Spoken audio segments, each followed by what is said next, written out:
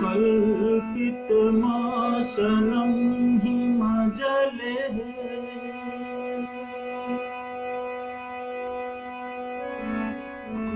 स्नानं च दिव्याम्बरम्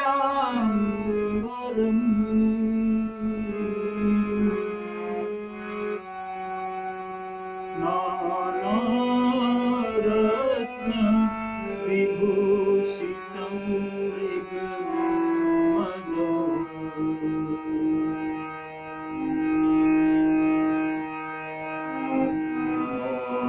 मोदाङ्कितं चन्दनं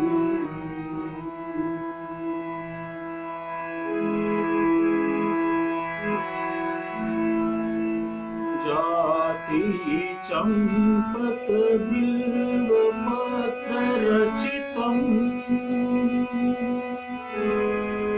पुष्पं च धूपं तथा दीपं देवदयानिधे पशुपते कल्पितं प्रियतमं सौवर्णी नवरत्नखण्डरचिते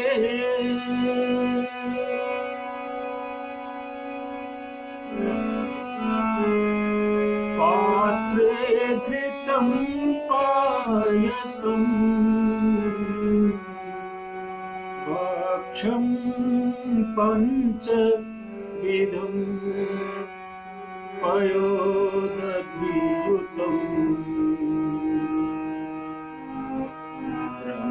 ब्रह्माफलं पानकम्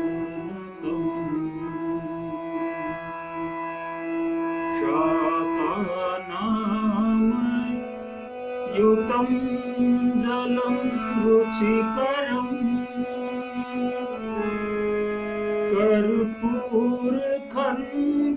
कर्पूरखण्डोज्ज्वलम्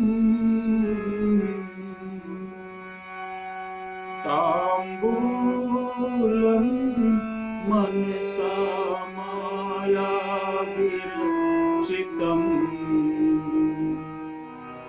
भक्त्या प्रभु स्वीकुरु।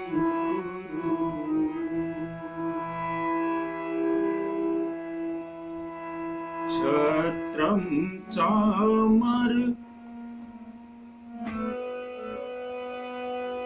योर्युगं गञ्जनकं चादर्शकं निर्मलम्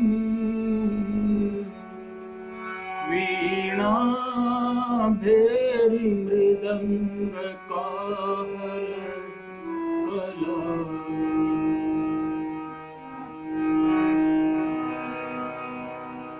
गीतं च नृत्यं तथा साष्टाङ्गं प्रणतिः स्तुतिर्बहुविधा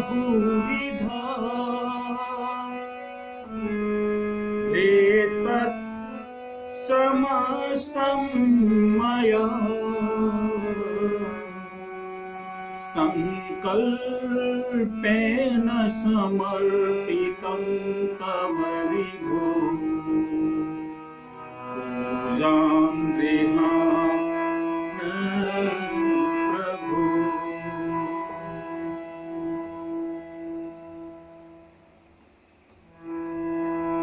आत्मात्मं गिरिजामतिः सहचरः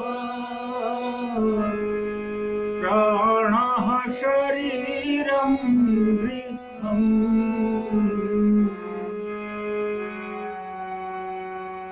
पूजा ते विषयोपभोग रचना निद्रा समाधि ही स्थितिः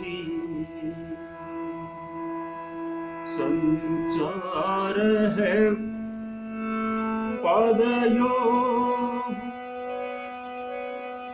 प्रदक्षिण विधिः स्तोत्राणि सर्वा गिरो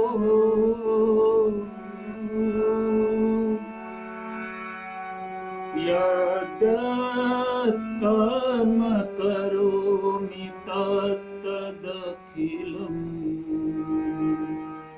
शम्भो तवाराधनम्।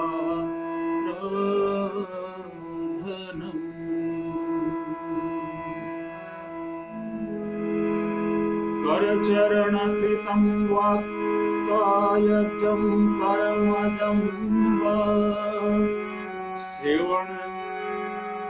श्रवणनयनजं वा मानसं वा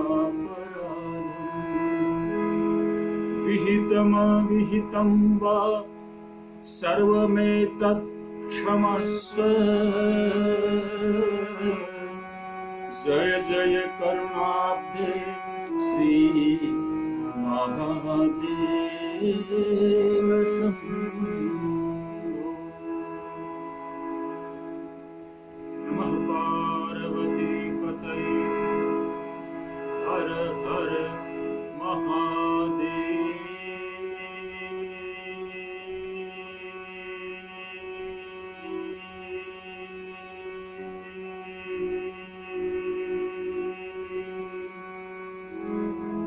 शंभो। बोले गणेश जी महाराज की जय हो।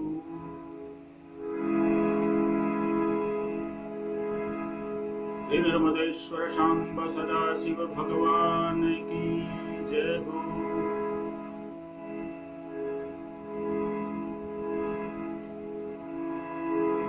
श्री शिव पुराण की जय हो। श्री हनुमान जी महाराज की जय हो। जगत जननी जगदम्बे मैया की जय हो।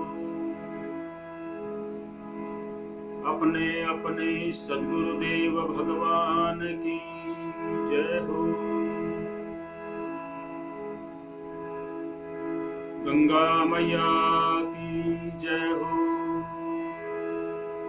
गौ माता की जय हो। भारत माता की जय हो। स्थान ग्राम कुल और पितृदेवों की जय हो। नमः पार्वती पतये हर हर महादेव शंभो।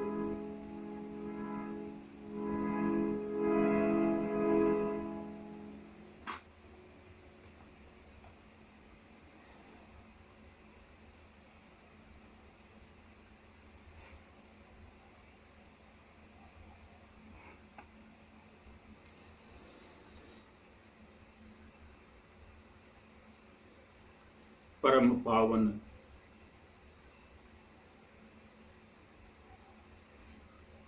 भगवान सदाशिव की वांग्मय स्वरूपा श्री शिव पुराण कथा तो आगे बढ़ाते हुए आइए आगे दृष्टि डालते हैं।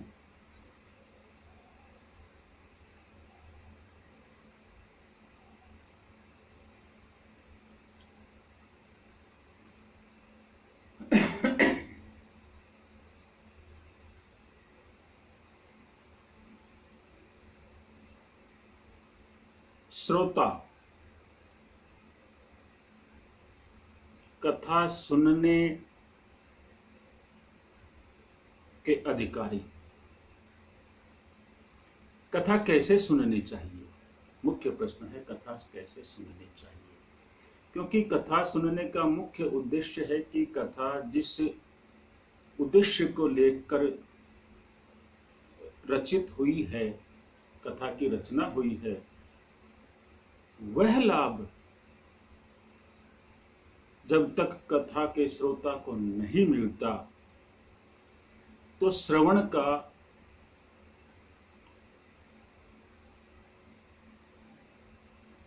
पूर्ण रूपेण सार्थक होना संदेह उत्पन्न करता है। कथा कैसे सुने, हमने प्रथम दिन भी इस पर चर्चा करी थी। एक नया बिंदु संतों ने कहा है, जब मुझे याद आ गया, जब तक कथा के वक्ता पर आपकी दृष्टि है, आपका ध्यान है कि वक्ता कौन है, हमारा संबंधी है, अरे वाह वाह, हम ये कथा कर रहे हैं, ये हमारे संबंधी हैं, ये हमारे मित्र हैं, देखो कितना अच्छा मुखमंडल है, कितने इनका परिधान देखो, इन्होंने जो कुर्ता पहन रखा वही कम से कम 10-20 हजार का होगा, इनका दुपट्टा देखो कितना चमकीला है, ये भी कम से कम 4-5 हजार का तो होगा ही। अरे इन्होंने देखो गले में कितनी अच्छी अच्छी वो मालाएं डाल रखी हैं, ये माला भी कम से कम, आजकल तो माला भी लाखों की आती है, कोई स्फटिक की है, कोई कमल गट्टी की है, कोई भी है। तो कहने का अर्थ ये है कि जब तक वक्ता के व्यक्तित्व में आपका ध्यान लगा हुआ है, उससे आपने कोई अपना संबंध मानकर उसमें ध्यान लगा रखा है, आपको कथा का वास्तविक लाभ नहीं मिलेगा।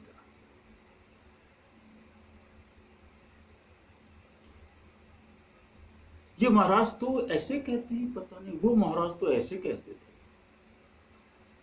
अरे तो भाई, तुलना करने के लिए, परीक्षण करने के लिए बैठे हो कि कथा सुनने बैठे हो?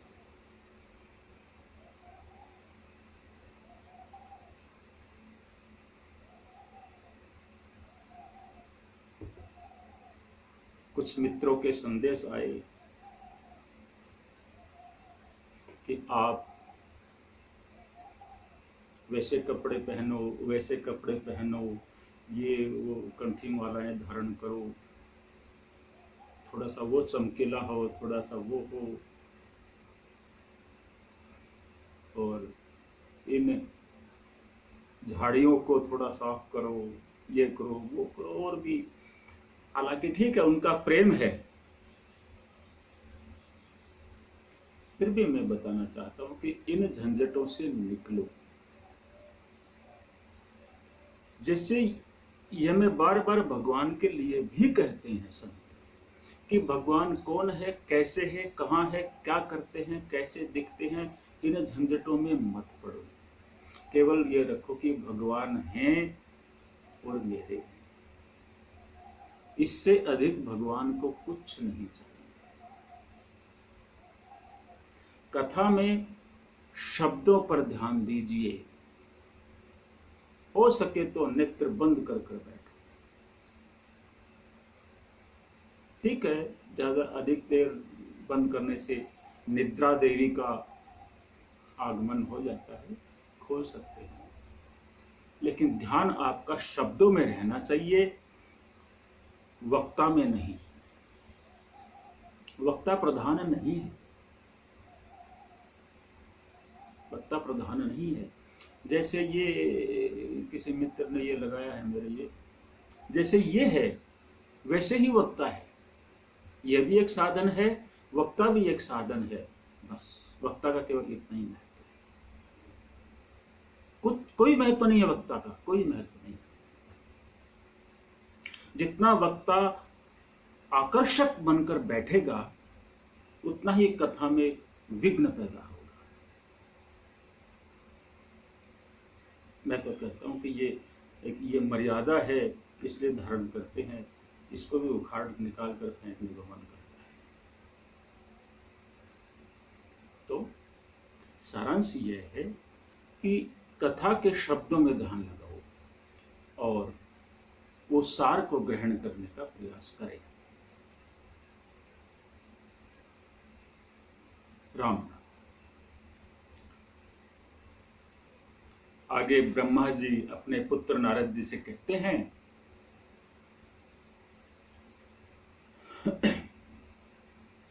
कि बताओ आगे क्या सुनना चाहते हो। नारद जी ने कहा कि मैं अब भगवान चंद्रमौली के परम मंगल में समस्त पाप राशि के विनाशक वैवाहिक चरित्र को सुनना चाहता हूं, शिव और पार्वती के विवाह के चरित्र को। मंगल पत्रिका पाकर भगवान महादेव ने क्या किया, आगे यह दिव्य कथा आप सुनाइए। ब्रह्मा जी ने कहा, मंगल पत्रिका को प्रसन्नता पूर्वक हाथ में लेकर हृदय में बड़े हर्ष का अनुभव करते हुए वे हंसने लगे। फिर मंगल पत्रिका लाने वालों का सम्मान किया, अतिथि सत्कार किया और उसे बांचकर, मंगल पत्रिका को बांचकर पढ़कर सहर्ष उसे स्वीकार किया।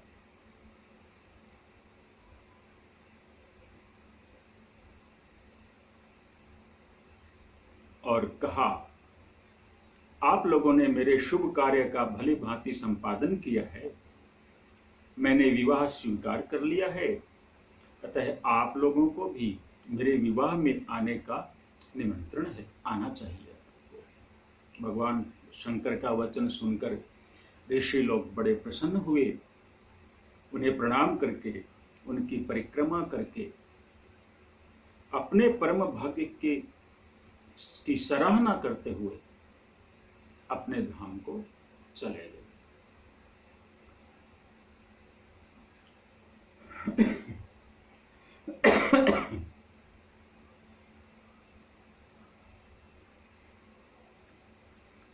तदनंतर भगवान महादेव ने नारद जी को याद किया।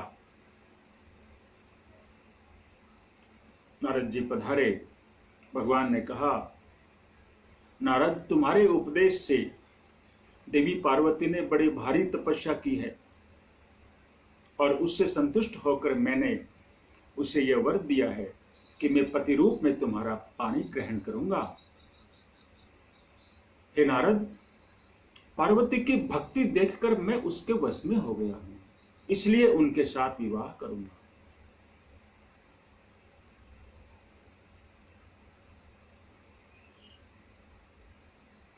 तुम विष्णु आदि सभी देवताओं को, मुनियों को, सिद्धों को, सबको मेरी ओर से निमंत्रित करो कि वे मेरे शासन की गुरुता को समझकर,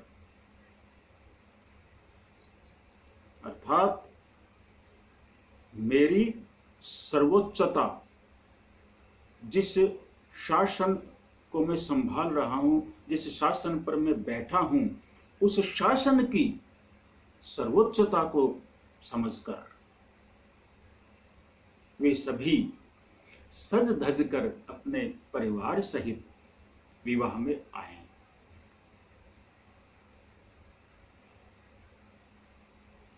कोई कहेंगे ये निमंत्रण है या ऑर्डर, आदेश?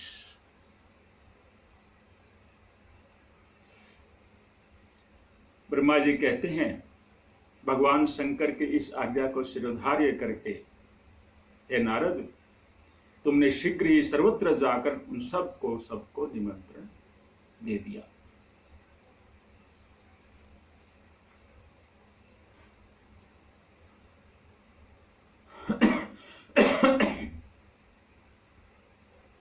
सभी देवता सपरिवार, देवता, ऋषि, मुनि, सिद्धगण, विद्याधर, गंधर्व, यक्ष, सब सपरिवार सज धज कर वहां पधारे और उत्तम स्थानों में ठहर गए। चारों तरफ आनंद छा गया। इंद्र आदि लोकपाल भी सपरिवार सब पधारे।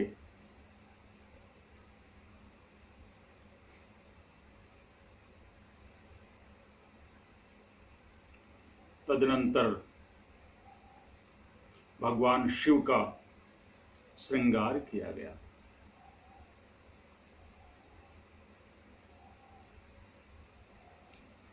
भगवान शिव का जो स्वाभाविक वेश था वही उनकी इच्छा से उनके लिए आभूषणों की सामग्री बन गया। चंद्रमा स्वयं उनके मुकुट पर विशेष रूप से चमकने लगे। भगवान का जो तीसरा नेत्र था वह स्वाभाविक रूप से तिलक की भांति चमकने लगा। कानों में जो छोटे छोटे जो दो सर्प थे वे कुंडल रूप में चमकने लगे।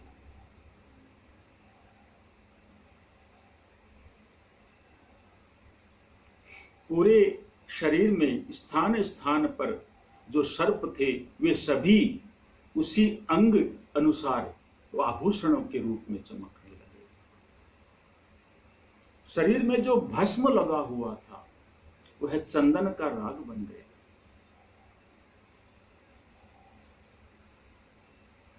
इस प्रकार रूप उनका इतना सुंदर हो गया जिसका वर्णन शब्दों में नहीं किया जा सकता।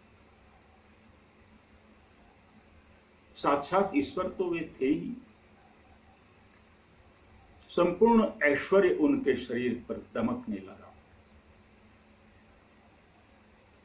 सभी बोले, हे महादेव, हे महेश्वर, अब आप महादेव गिरिजा को ब्याह कर लाने के लिए बरात सहित प्रस्थान कीजिए, हम पर कृपा कीजिए।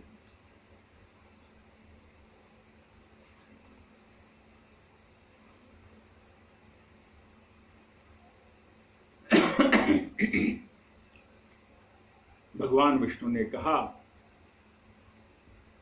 हे नाथ, आप कुल धर्म के अनुसार प्रेम पूर्वक मंडप स्थापन, नांदी मुख श्राद्ध आदि भी करवाइए और लोक में अपने यश का विस्तार कीजिए।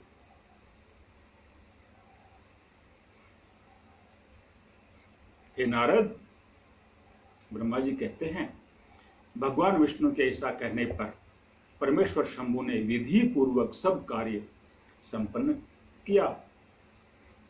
मुझे ही सब अधिकार दिया। मैंने आदर और प्रसन्नता के साथ वह सब कार्य संपन्न किया। उस समय कश्यप, अत्रि, वशिष्ठ, भृगु, गौतम, भागीरथी, कण्व, बृहस्पति, शक्ति, जमदग्नि, पाराशर, मार्कंडेय, शिलापाक, अरुणपाल, अकृतश्रम, अगस्त्य, च्यवन, गर्ग, शिलाद, दधीचि, उपमन्यु, भरद्वाज, अकृतवर्ण, पिप्पलाद, कृषिक, कौत्स, शिष्यों सहित व्यास जी भी पधारे। वे भी सभी वहां मंगलाचारण सहित विधि पूर्वक सभी आभ्युदयिक कार्य संपन्न करवाने लगे। वेदोक्त विधि से वैवाहिक मंगलाचरण करके ऋग्वेद, यजुर्वेद और सामवेद विविध उत्तम सूक्तों द्वारा महेश्वर की रक्षा करने लगे। समस्त विघ्नों की शांति के लिए समस्त देवताओं का मंडल में पूजन किया। भगवान शिव बड़े संतुष्ट हुए और फिर सभी देवताओं को और ब्राह्मणों को आगे करके, देखो ये विधि है बारात प्रस्थान की, कि सबसे पहले देवताओं को यह कहना चाहिए कि हे सभी देवी देवताओं, हे भगवान, आप चले, हम आपके पीछे चलते हैं। यदि आपके बारात कर्म में कोई ब्राह्मण हो तो पहले वह प्रस्थान करे, उसके पीछे सब निकले। क्या करते हैं आजकल? करना चाहिए।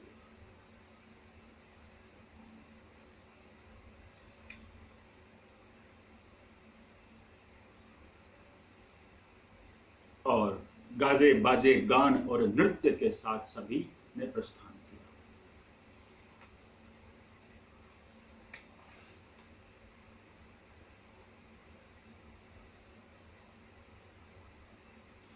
सभी हिमालय नगर पहुंचे। नगर की सीमा के बाहर सभी रुक करके सभी ने विश्राम किया। शिव जी ने नारद जी को हिमाचल के घर भेजा। नारद जी हिमाचल नगर की शोभा सजावट देखकर दंग रह गए, विस्मित रह गए।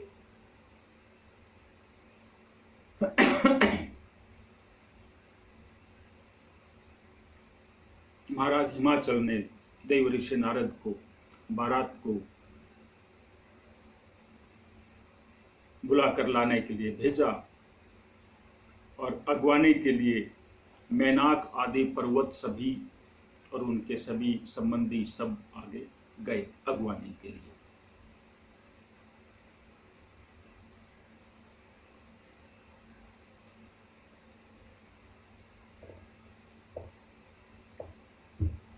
महाराज हिमाचल भी अपने संबंधियों के साथ में और ब्राह्मणों को लेकर महादेव जी के साथ वार्तालाप करने के लिए भेजा।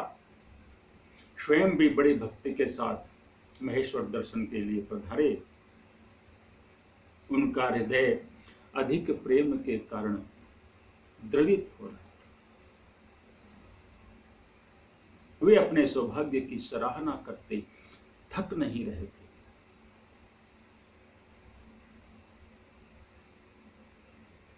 समस्त देवताओं की सेनाओं को वहां उपस्थित देखकर उनको बड़ा भारी विस्मय हुआ, अपने को धन्य मानने लगे।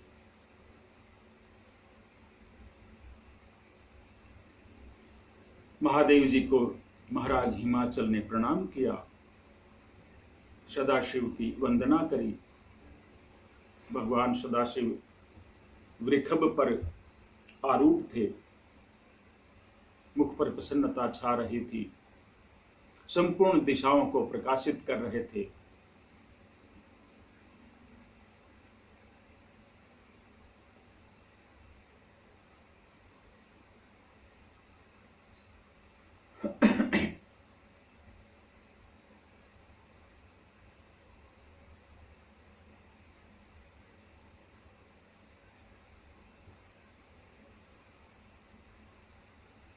हे नारद, ब्रह्मा जी कहते हैं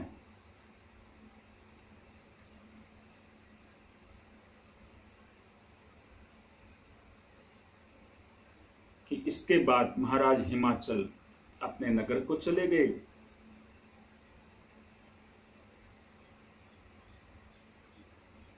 इसी अवसर पर महल में महारानी मैना के मन में भगवान शिव के दर्शन की इच्छा हुई। इसलिए उन्होंने हे नारद तुम्हें बुलवाया। भगवान शिव की इच्छा से प्रेरित होकर उनका हार्दिक अभिप्राय समझकर पूर्ण करने की इच्छा से हे नारद तुम महलों में गए। मैना ने तुम्हें प्रणाम करके कहा, हे मुनिराज, गिरिजा के होने वाले पति को पहले मैं देखूंगी। शिव का कैसा रूप है जिनके लिए मेरी बेटी ने ऐसी उग्र तपस्या करी।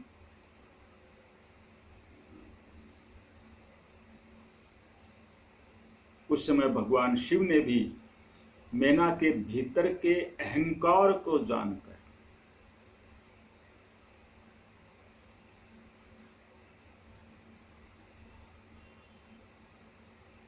हालांकि यह, यदि हम सांसारिक शब्दों में कहें तो यह एक मानव की स्वाभाविक प्रक्रिया है, जिसका कारण है सांसारिक संबंधों की दृढ़ता और उनमें आसक्ति। मेरी पुत्री का विवाह मैं जिससे चाहूंगी उससे करूंगी। भगवान शिव ने, भगवान तो अपने भक्तों का कोई भी जो दोष है वो एक क्षण भी नहीं देख सकते और उससे दूर करने का प्रयास तुरंत करते हैं। भगवान शिव ने अब वैसा ही किया। भगवान शिव ने हे नारद मुझ ब्रह्मा को और विष्णु को कहा,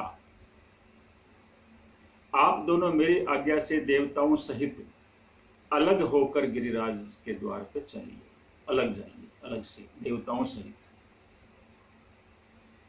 भगवान विष्णु ने सब देवताओं को बुलाकर उस बारात से अलग कर लिया और अलग से वे प्रस्थान किया।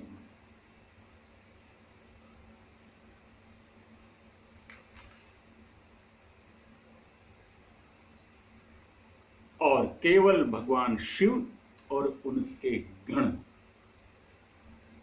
उस मुख्य बारात में रह गए। महारानी मैना भवन में सबसे ऊपर बालकनी में नारद जी के साथ खड़ी थी। अब भगवान सदाशिव विश्वेश्वर ने अपनी माया छोड़ी और ऐसी वेशभूषा में अपने को और अपनी बारात को दिखाया जिससे महारानी मैना के होश उड़ गए।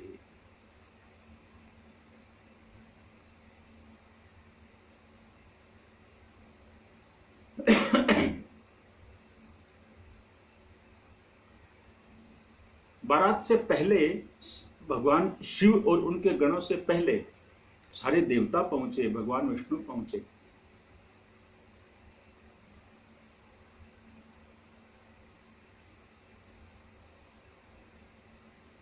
और वे सभी एक से एक सुंदर थे। भगवान स्वयं विष्णु, कुबेर, इंद्र, पवन, सभी जो देवता थे अपने अपने दलों के अधिपति, वे सब एक से एक सुंदर रूप थे, सुसज्जित थे आभूषणों से, सुंदर सुंदर वस्त्रों से। तो मैना पूछती नारद जी से, क्या यही भगवान शिव है? क्या यही भगवान शिव है? क्या यही भगवान शिव है? नारद जी कहते, नहीं महारानी, ये तो सब भगवान शिव के सेवक। मैना बड़ी प्रसन्न होती, जिनके सेवक ऐसे सुंदर हैं और ऐश्वर्य से संपन्न हैं, वो स्वयं कैसे होंगे? पता नहीं कितने सुंदर होंगे। और इसी बीच भगवान विष्णु पधारे, सुंदरता की, शोभा की, ऐश्वर्य की पराकाष्ठा धारण किए।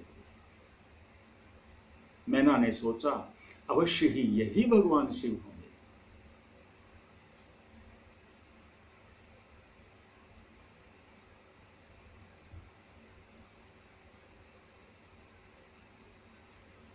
नारद जी ने कहा, देवी ये शिवा के पति नहीं हैं, ये तो भगवान केशव हरि हैं। भगवान शंकर के संपूर्ण कार्यों के मुख्य अधिकारी हैं, उनके सबसे प्रिय हैं। मैना को बड़ा आश्चर्य हुआ, उनका अधिकारी इतना सुंदर, इतना ऐश्वर्य संपन्न। राम राम राम। फिर भगवान शिव तो पता नहीं कैसे खूब मन में प्रसन्न हो रहे हैं।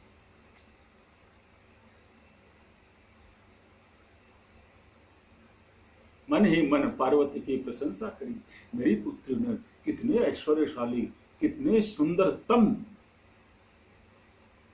पति को चुना होगा। मैं धन्य होगी पार्वती को जन्म देकर।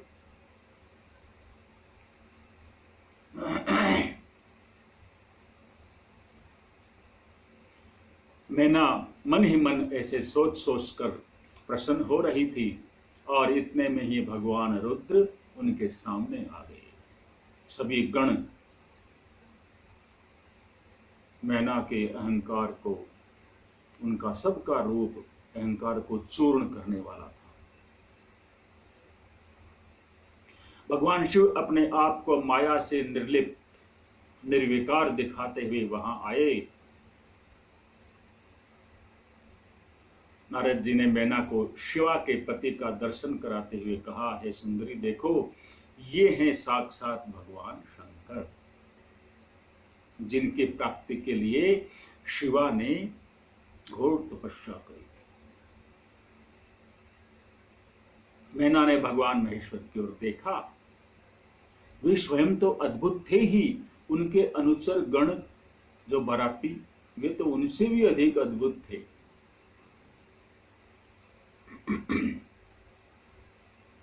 भूत प्रेत नाना गण पिशाच, कईयों ने तो बवंडर का रूप धारण कर रखा, चक्रवात, ऐसे घूम रहे थे। कई गुलाचे खा रहे थे, नंग धड़ंग, भस्म धारण, बड़ी बड़ी जटाएं, किसी के शरीर पर बिच्छू, किसी के शरीर पर सर्प, नाना प्रकार के पशु पक्षी कीड़े मकोड़े सबको धारण किए हुए,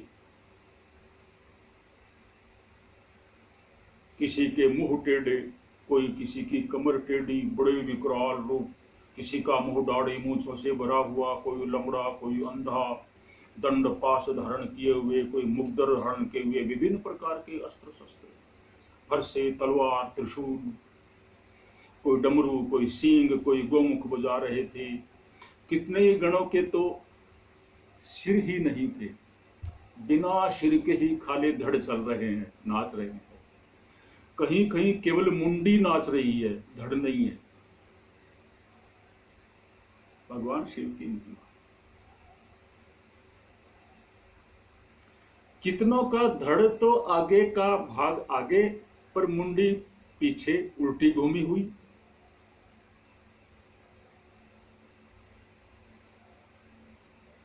कईयों के बहुत सारे मुख, किसी के हाथ नहीं, किसी के पैर नहीं। इस प्रकार से बड़ी विचित्र सेना। नारद जी ने कहा, नैना रानी, तुम पहले भगवान के सेवकों का दर्शन कर लो, फिर उनके ही दर्शन कर लेना। अब तो महारानी मैना भय से व्याकुल हो गई। अरे, जिनकी बारात ऐसी भयानक है, वो कैसे होगी? हाय हाय, विचलित हो गई मन में।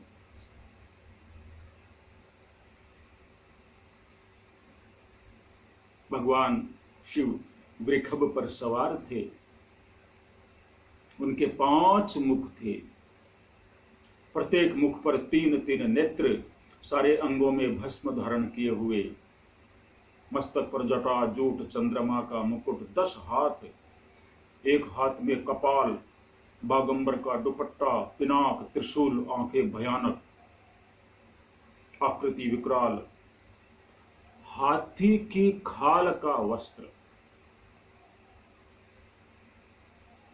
अब तो मैना महारानी बहुत चकित, विस्मित और भयभीत हो गई,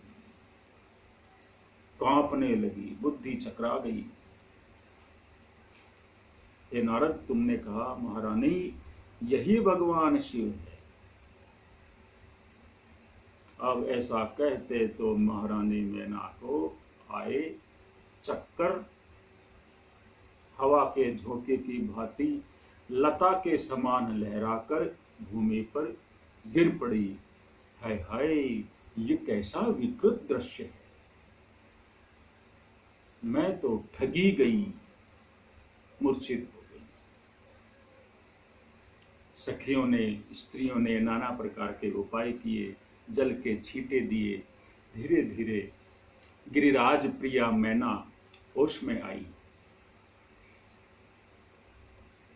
चेत हुआ तो अत्यंत क्षुब्ध होकर विलाप करके तिरस्कार करने लगी, अपने पुत्रों की निंदा करी, नारद जी की निंदा करी और अपने पुत्री को भी दुर्वचन कहने लगी। मैना बोली, हे नारद, पहले तो तुमने यह कहा कि शिवा शिव का वर्ण करेगी, फिर मेरे पति हिमाचल महाराज का कर्तव्य बताकर उन्हें आराधना पूजा में लगा दिया, परंतु इसका यथार्थ फल क्या मिला? विपरीत और अनर्थकारी जो सामने है। हे दुर्बुद्धि नारद, तुमने मुझ अधम नारी को सब तरह से ठग लिया और भी बहुत से कटु वचन कहे। फिर मूर्छित हो गई, फिर उनको चेत कराया गया। अत्यंत व्याकुल थी।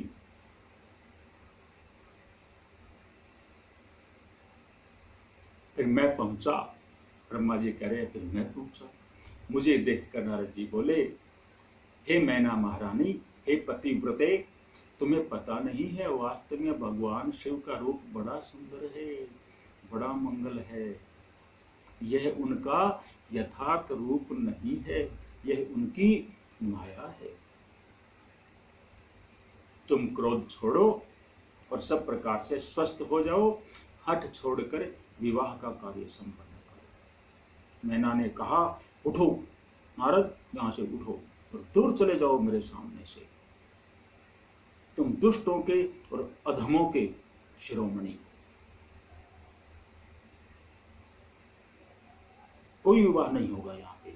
मैं मेरी पुत्री को कुएं में धक्का दे दूंगी, लेकिन इस अमंगलकारी रूप वाले शिव को मेरी पुत्री का विवाह कभी नहीं करूंगी। क्रोधित हो गई।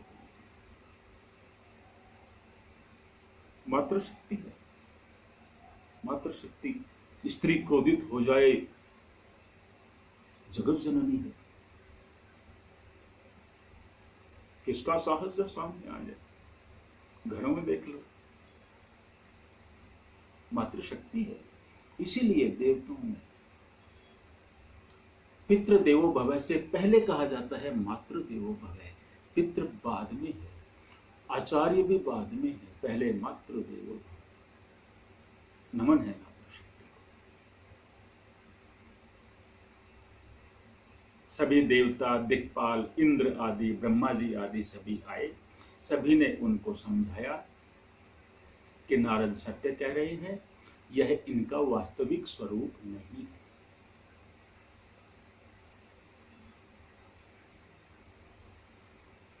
महारानी मैना को विश्वास नहीं हुआ, विलाप करने लगी।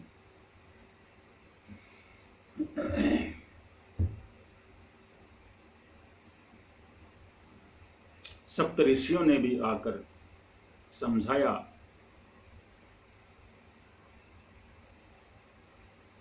उनसे भी महारानी मैना को समझ में नहीं आया। मैं शस्त्र आदि से अपनी बेटी के टुकड़े टुकड़े कर दूंगी, पर उसे शंकर के हाथ में नहीं दूंगी। तुम सब लोग यहां से चले जाओ, मुझे किसी से कोई बात नहीं करनी। विलाप करने लगी, चुप हो गई। चारों तरफ हाहाकार मच गया। एकदम से इनकार कर दिया, मना कर दिया, नहीं होगा ये विवाह।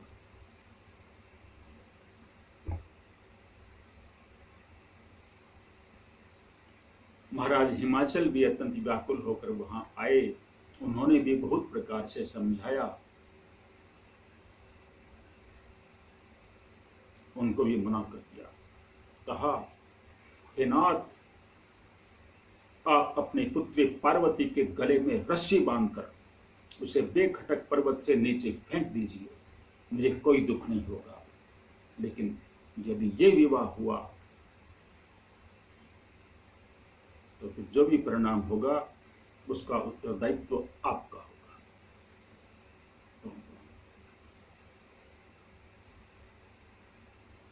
जब ऐसा कहा, मैं अपना शरीर भी त्याग दूंगी, एक क्षण भी जीवित नहीं रहूंगी।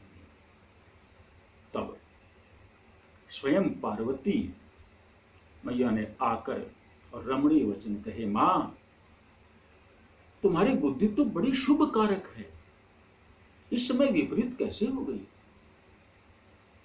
धर्म का अवलंबन करने वाली होकर तुम धर्म को कैसे छोड़ रही हो? ये रुद्रदेव सबकी उत्पत्ति के कारण साक्षात ईश्वर है, इनसे बढ़कर दूसरा कोई नहीं है। समस्त श्रुतियों में यह वर्णन है कि भगवान शंभु सुंदर रूप वाले हैं और सुखद भी हैं। समस्त देवताओं के स्वामी है, स्वयं प्रकाश हैं। इनके अनेक नाम हैं और रूप भी अनेक हैं। उन अनेक रूपों में से यह भी एक रूप है। हे माता जी, श्री विष्णु जी, ब्रह्मा जी तो इनकी सेवा करते हैं, ये सबके अधिष्ठान हैं, कर्ता, हर्ता और स्वामी हैं। विकारों की तो इन तक पहुंच ही नहीं है।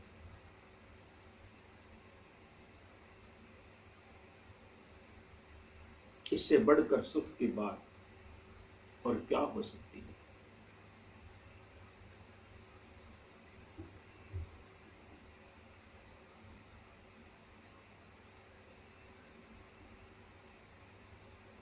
तुम मेरी इतनी सी बात मान लो, विनती मान लो, निवेदन मान लो कि मुझे शिव के हाथों में सौंप दो और अपना गृहस्थ आश्रम भी सार्थक करो। मुझे परमेश्वर शंकर की सेवा में दे दो। मैं स्वयं तुमसे यह बात कहती हूँ। माता बहुत उत्तेजित हो गई। पार्वती